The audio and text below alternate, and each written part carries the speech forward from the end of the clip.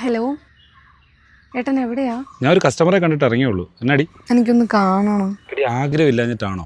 ഇപ്പോഴത്തെ അവസ്ഥയിൽ നാട്ടുകാരെ വീട്ടുകാരെ ആരെങ്കിലും നമ്മളെ വെളിവെച്ച് കണ്ടുള്ള അവസ്ഥ നീ ഒന്ന് ആലോചിച്ച് നോക്കി. അതൊന്നും എനിക്ക് അറിയണ്ട, എനിക്ക് കണ്ടേ പറ്റത്തുള്ളൂ. എടി, അത് വേണം, അത് റിസ്ക് അല്ലേ?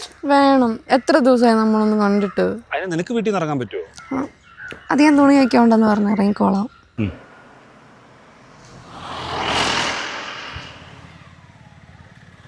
ഇപ്പം സന്തോഷമായോ? ഞാൻ ഉച്ച കഴിഞ്ഞ് ലീവ് വിളിച്ചു പറഞ്ഞു. ഏട്ടാ, ഇനി എന്താ നമ്മുടെ പ്ലാൻ?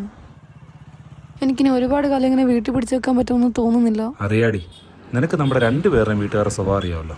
പിന്നെ അവർ രണ്ടുപേരും ചേർന്നൊരു കല്യാണം, അത് നമുക്ക് സ്വപ്നം കാണാൻ പോലും പറ്റത്തില്ല. എന്റെ വീട്ടുകാരാണ് ജാതി മതമൊക്കെ വിട്ടിട്ട് ഒരു കാര്യത്തിന് അവർ നിൽക്കത്തില്ല. എനിക്കറിയാം. ദേ, നീ ഇങ്ങനൊരു തൊട്ടാവാടി ആകരുത്. ഈ മാസമാണ് കഴിഞ്ഞ് കഴിഞ്ഞാൽ എൻ്റെ ജോലി പെർമനൻ്റ് ആവും, എൻ്റെ സാലറിയും കൂടും. പിന്നെ നമുക്ക് ആരും നോക്കണ്ട, ഞാൻ വന്ന് നിന്നെ വിളിച്ചിറക്കൊണ്ട് പോന്നോളാം. ഹലോ,